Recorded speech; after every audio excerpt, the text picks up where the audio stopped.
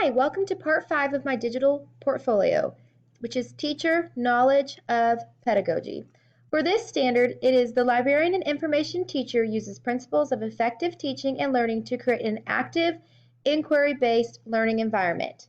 For this standard, I chose 3 artifacts. I chose my blog from EDTH 805, and then we also used it again in 868. ISTE Nets for students, which is EDTH 868, and then analyzing the task, which was for my professional development class, EDTH 733. So for the very first artifact, I chose to do my blog. If you look at the picture, that was the top of my blog that I used, and I called it Tech It Up. If you would like to go to my blog, you can. The link is right there, ediskin.edu/blogs.org. That was the blog site I decided to use for this. So what we had to do is first we had to set up a blog, which I had never done before. So that was extremely helpful for me to do this. And now I actually use a blog for my classroom. So this assignment has helped me here, but then also in my classroom. Blog set up, we had the opportunity to interact with our classmates, to reflect on their blogs, and for them to come and reflect on ours, which gave us the opportunity to see what we were doing and how we could improve our curriculum and improve our ideas with some of the reflection that they gave us. I truly believe this assignment has helped me and helped me become a better teacher because it gave me new ideas for my classroom. I believe the greatest tools teachers have is each other. So I hope that my classmates and other teachers will share any cool ideas they have used in their classroom on my blog. And then the same goes to my students. I always tell my students, if you have an idea, put it on my blog, and then maybe we can try it out when you get to school the next day. I also want to use this blog for teachers to share their concerns they have as an educator. So I think you can do both things with this blog, and I think it would be cool if, as an administrator one day, it would be a place for your teachers to go on and share their concerns and maybe like post things that they've done in the classroom that would help other teachers that were easy to use, even like tutorial videos. We have a math teacher in my district that does a great job of placing tutorial videos of how to do something new. She's very tech savvy, and it's been helpful. But if she had a blog, it would be even more awesome because I wouldn't have to bug her and ask her questions about different things. She would automatically have it up on her blog, and I could use it. So I think that's kind of where I'm going with in the future with using my blog. Within the standard, it taught me active learning. Not only for educators, but then also for my students to be using. And then if they have questions at home, I could just log on to my blog and do it that way. I know a lot of teachers give their cell phone numbers away and students text them. I just am not comfortable with that. So I think a blog would be, the next best thing. And then inquiry-based learning environment, being able to collaborate with your students and other teachers, create that learning environment. Okay, the second artifact that I chose was ISTE Nets for Students. And first of all, ISTE is the International Society for Technology and Education. It is a membership-driven organization that is primary source for professional development, knowledge creation, advocacy, and leadership in educational technology. So what we had to do is we had to first create this artifact using SmartArt in Word. I'd never used SmartArt before, so this was really helpful, and now I actually use it in assignments at school. I just show them, like, my students different ways that you can use Word. You can make it a lot more exciting, and it's very easy to do. Within the SmartArt, we had to look at resources for using your net standards, really trying to incorporate Bloom's taxonomy while we were doing it. So some of the resources that I came up with that you could use within the net standards for students are, if you look at my example on the screen, up here I have the wiki, Animoto, which I use that quite a bit, YouTube videos, having the SmartArt, creating a website, and then down here, communication and collaboration. I gave an example of how I would use it in my classroom, and then the research and information fluency.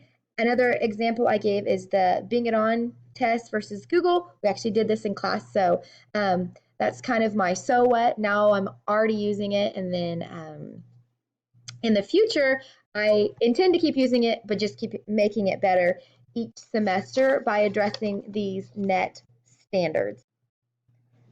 The next part of this is how I address the standards. So I use principles of effective teaching. So I'm looking at the standards for students, and then I'm researching resources to incorporate within those standards, which applies to effective teaching. And then in turn, when I effectively teach, I have students that effectively learn. So when I make my lessons for all the students, not just groups of students, but I use, I give the option of using, creating a website, or using a blog would be another great example, or even using that smart or art to incorporate into a project.